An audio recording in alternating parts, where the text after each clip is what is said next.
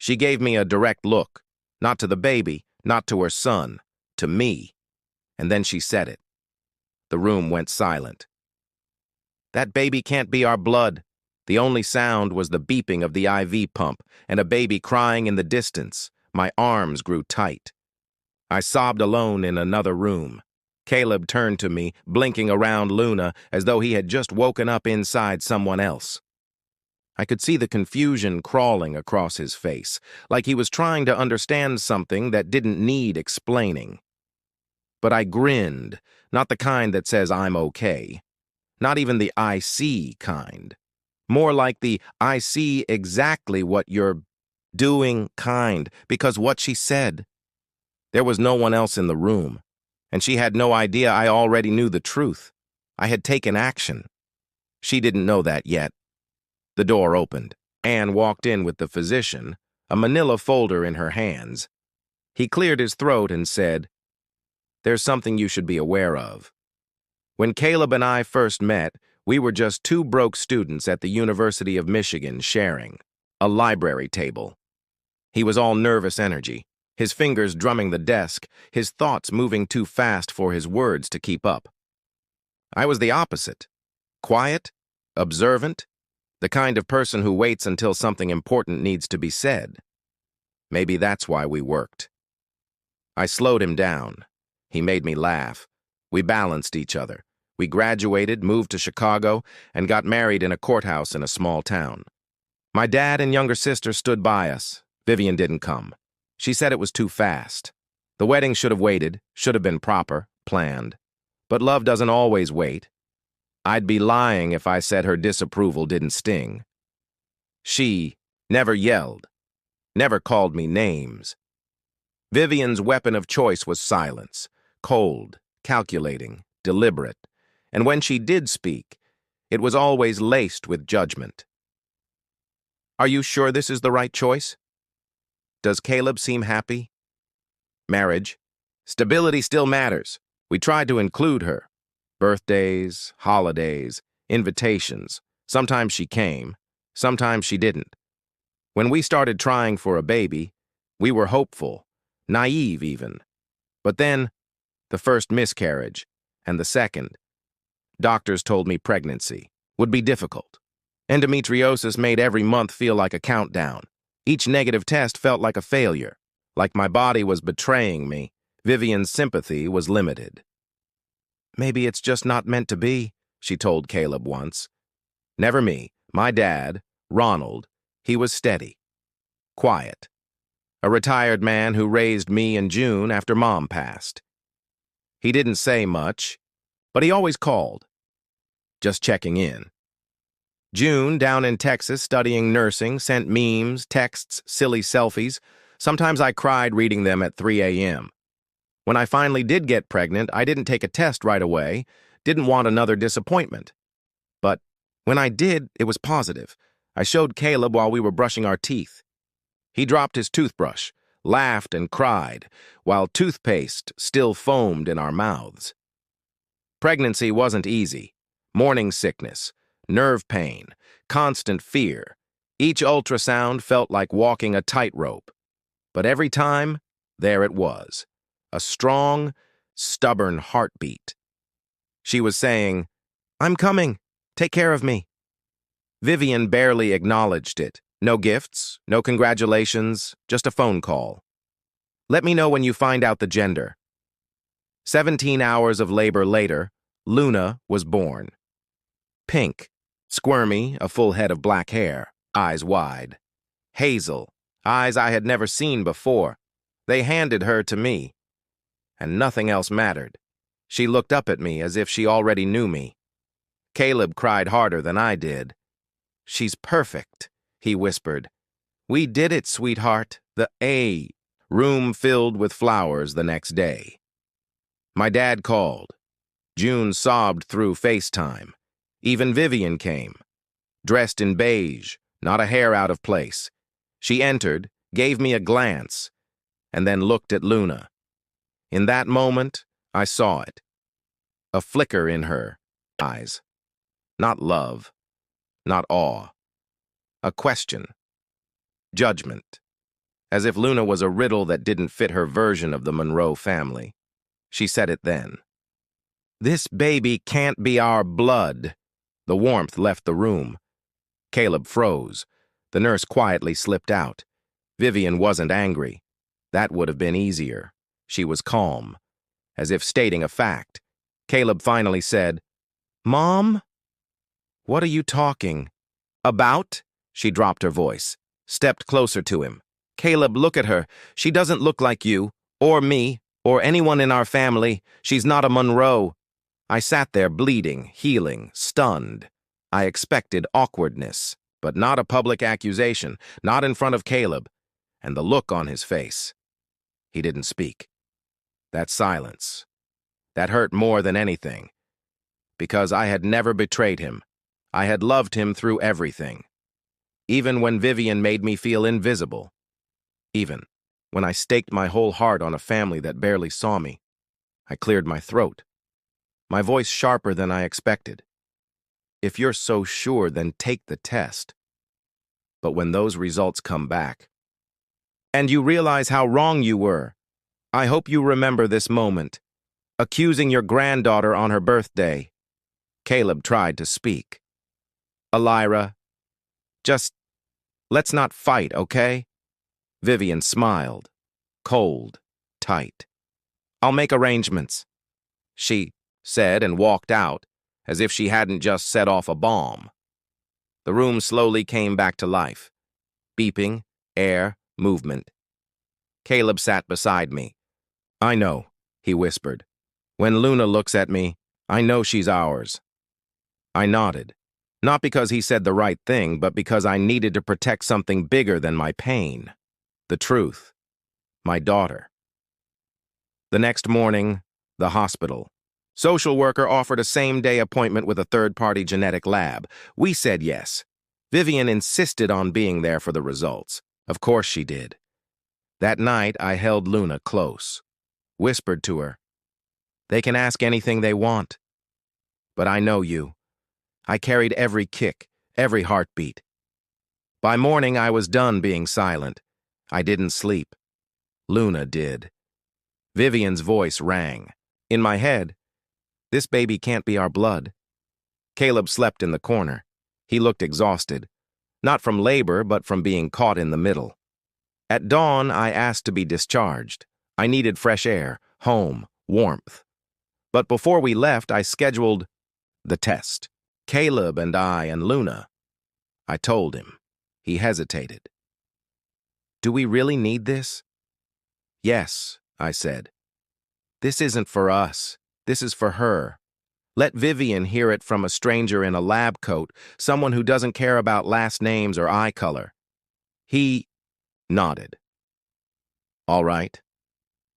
We went to the lab. It was clinical, sterile, and cold. And as we waited, Luna slept, between us and her carrier, peaceful, completely unaware of the war being fought around her. Handle mouth swabs for each of the three of us. Caleb went first, simple, painless, and quick. Luna. Vivian didn't arrive after me, even if she had demanded to be present. Upon receiving the results, she stated that she wanted to see it, yet trusted the process. Officially, I believe she desired a dramatic surprise similar to a poorly done courtroom scene, a place where she could indicate, "I knew it." She was surprised. At what none of us anticipated, the outcomes would genuinely disclose. We waited at home. I changed Luna, fed her, and held her to my chest as the sun slowly moved across the wall of our bedroom. I could feel my heartbeat steady with hers. Yes, I was exhausted, not afraid. Being a mother isn't about proving myself. I was just weary of the reality that even now needed to exist. 2 days later, we received a call. Caleb had the results from the lab. He responded, then gave me the phone. With trembling hands, they called for us to come in, to examine everything in person. "There's a supplementary finding we need to clarify," the woman remarked. Something constricted in my chest, although I nodded. "All right," I said. Vivian, we'll be there. She demanded to attend this time, and she did. Arriving at the lab 15 minutes early, wearing those ridiculous indoor sunglasses like some scandal-stricken celebrity about to uncover, betrayal on a red carpet. I didn't speak to her at all. Caleb habitually gave her a half hug. The same technician entered, welcomed us, joined this time by a genetic counselor. That particular detail, it sent a chill down my spine. People don't bring in experts unless something isn't straightforward. We sat in a little consultation room. The technician, the counselor, and the four of us. I watched her hands relax as she opened the folder, accurate as she turned the pages. "We have your results," she added, glancing at us. "So, yes, Luna is Caleb's, without a doubt. Guibu is the biological daughter." I let out a breath. Caleb blinked. Vivian's face, as he glanced at his mother, didn't move. No apologies, no response, only stone. However, the counselor cleared her throat and said, "But we did find an unexpected outcome during the review. Something about Caleb's genetic information that everyone should be aware of." The room went silent. "Based on our results," she said, "Caleb is not biologically connected to the woman he considers to be his mother." At that moment, even Vivian winced. Like a car crash, the words slammed into the room. Caleb has no biological kinship with the woman he calls Mom. Vivian blinked slowly once, as if we just addressed her in a tongue she didn't understand. "I'm sorry. What did you just say?" she inquired, her voice breaking.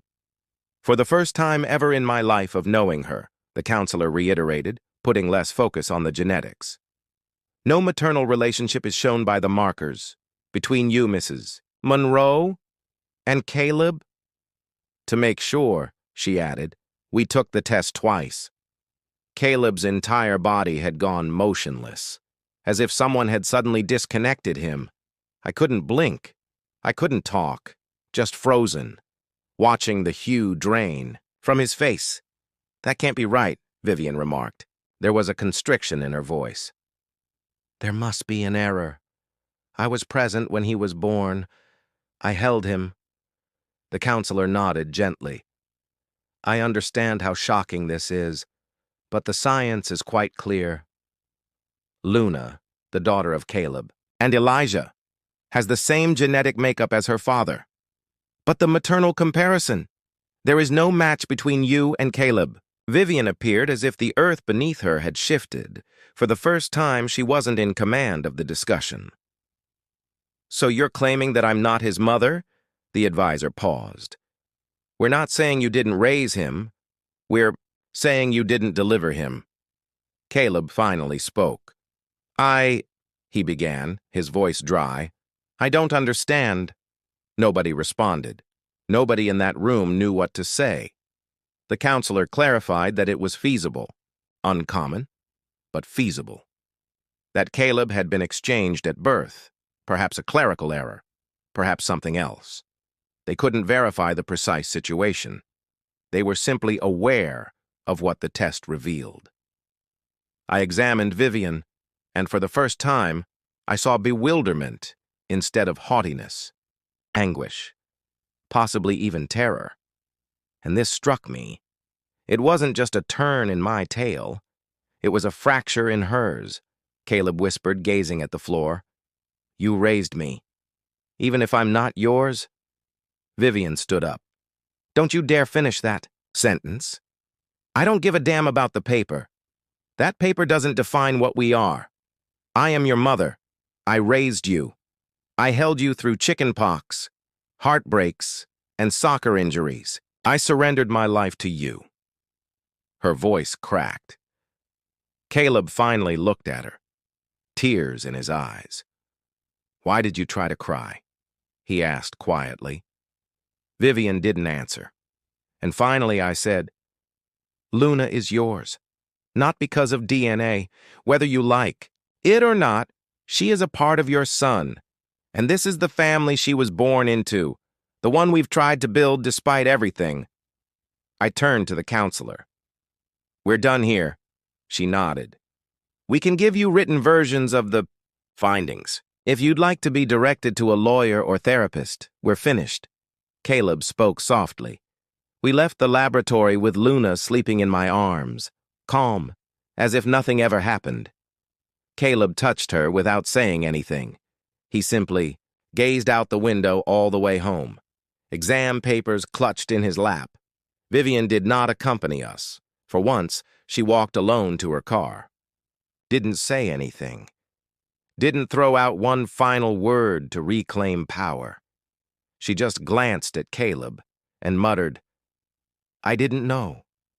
And for the first time in years when we arrived home, I believed her. Caleb entered the nursery, took a seat next to the crib, and watched Luna. Ran his finger along her soft little arm. I sat beside him, tighter than before. "What are you thinking?" I asked. "I don't know who I am anymore," he said, "but I know who she is, and I know who you are. And maybe that's enough to start again." We sat in silence, a new kind of silence, not cold, not distant, maybe healing, maybe family, is not what you're born into. It's what you fight to build. Nothing returned to normal. If anything, it cracked wide open. But sometimes, cracks let the light in.